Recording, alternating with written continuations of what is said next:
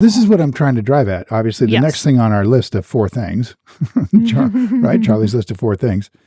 Now that we've decided we are totally capable of understanding this business and it's fun and we're interested in it and we can look up all kinds of stuff, who's got the cool stuff, right? Yeah. Is what's the moat? What do these guys, what are they building that's protecting them against competition so that they can keep their prices and their margins high, and then people are going to go buy this, whether we're in a deflationary environment, which we may be in right now, or an inflationary environment, which we might be in 5 years. Mm-hmm. We want a company that's Coca-Cola-like. It can increase its prices, and it's such a strong brand that people are going to buy it, even if, maybe a reduced number of people, but they're going to buy it. It's the thing of choice. We think it's the thing of choice. So what is it about this that gives it a moat? So I see one really strong moat. So let's talk about that one first, and then one that's a little less strong. Well, before we do it, let's eliminate some moats here. Okay. So first off, is this a low price guy? No. No chance. So that's out. No. All right. So they want to be a Mercedes, not definitely a Fiat or something. Definitely. Okay. All right. If you want to see something funny, there's a really funny Twitter thread where some guy posted all these pictures that Peloton puts out of the bike in people's homes, and the homes are all like $5 million glass houses that live in the forest, or like over at my mountain chalet, and there's nothing in the living room besides a Peloton. Like, this is the vibe that Peloton is consciously putting out. They are definitely trying to be Mercedes. They're trying to be Tesla, really. That's awesome. All right. Second thing is a toll bridge. Can I just do this some other way? Yeah, you can do this other ways. Yeah. Okay. Well, they're not a toll bridge. I can do it some other way. Remember, just the toll bridge thing is I'm in Sausalito in California and I want to go to San Francisco. It's $5 to go over the bridge. Right.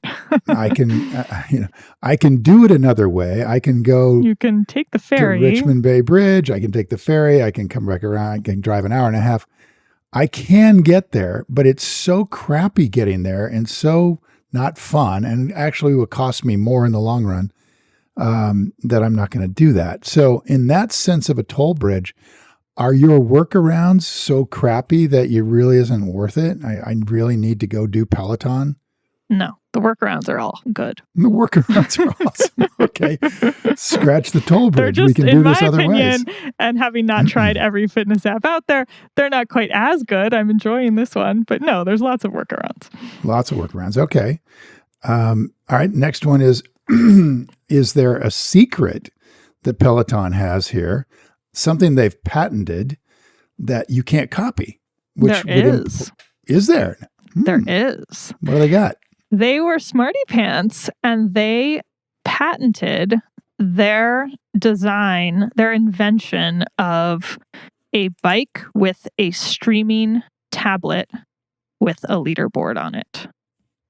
And so that combination, and then there's actually 4 patents. Well, there's probably more than 4 patents, probably a bunch of them. But there were 4 patents that they cited in a lawsuit against a competing company.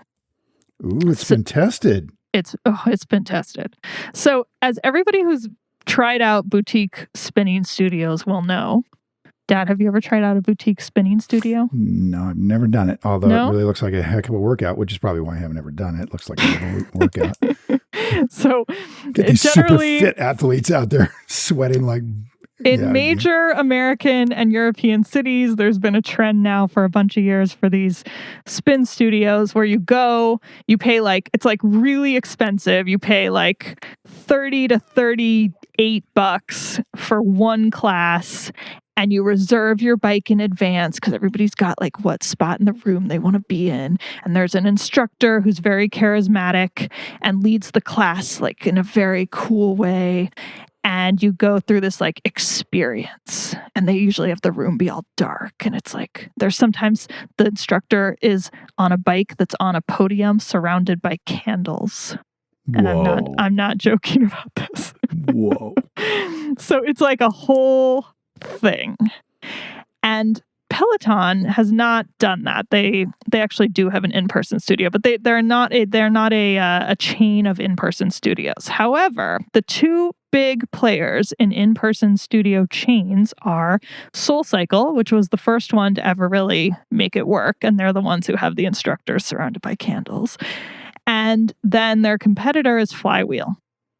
And different people like SoulCycle than like Flywheel. Flywheel has a leaderboard, just like Peloton does. And everybody in the class can see where they are in comparison to each other. So it's competitive if you want it to be, or you can ignore the leaderboard, which of course is what I did. And then SoulCycle is like no competition, no leaderboard. It's all about just having an incredible experience and really making it be like, you're being your best person. This thing is amazing, all of that kind of stuff. So those are the differences. Flywheel came out with a bike that is almost the same as Peloton's. So it's an in-home stationary bike with a nice big screen built into the bike. And because Flywheel's thing is to have this competition, this leaderboard, they also have the leaderboard on there. So it's really was very, very similar to what Peloton did. And then there's a whole other thing of why would they want to compete against their own in-person studios, which makes no sense to me, but they decided they wanted to. And they came out with this bike. And Peloton immediately sued them for patent infringement. And they went through some litigation for a little while, not for very long. And there's a whole really interesting story on all the like background of like espionage between the companies, and that Flywheel tried to steal things and then Peloton tried to steal things. And, so what happened was that they ended up settling, and Flywheel admitted patent infringement, put out a press release saying that they had infringed upon Peloton's patent. This, by the way, is like very, very rare, this sort of thing. Usually it was settled. It wasn't even an order of a judge. They agreed to do this. Then, so full stop, like Peloton wins, basically it's settled, but they basically win. And Flywheel pulled its bike from the market.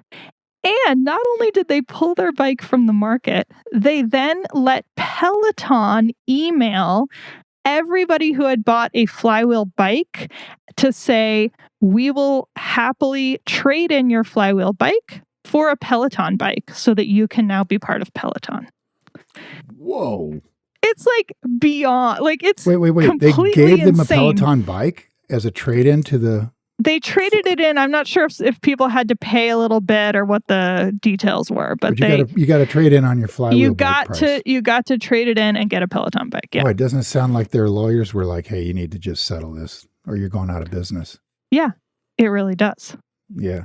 So that means that Peloton's patents have absolutely been tested and absolutely won, which blew me away. Yeah. When I started reading about that. It's very, very rare. So that's pretty modi right there. It's super modi. And what's interesting is that you mentioned Nordic Track. So Nordic Track also has a bike that's out. I mean, lots of people are trying, like we're all at home, right? So everybody's trying to get into this. This is clearly the future of fitness. And so Peloton has sued Nordic Track. That suit is ongoing. Nothing has happened that is public about that. And then SoulCycle, so that other in-person spin studio, is coming out with their own bike. And you can find it on their website, but it's not actually out yet. So I wasn't able to find anything about Peloton suing SoulCycle. And I'm not sure if it's because the bike's not out yet, so there's no actual harm yet, or if it's because maybe SoulCycle has done something different enough with their app or their streaming or their bike to make it different enough that maybe Peloton thinks it hasn't got as much of a chance. But somehow I feel like regardless, Peloton would go after them. So that's going to be interesting to watch. You guys, if you enjoyed this video and you feel it was valuable in teaching you more about how to invest, hit the like button and please share the video with your friends. And if you want more investing content, subscribe to my channel. And don't forget to click the button on the screen. We got a free gift for you. Thanks again for watching.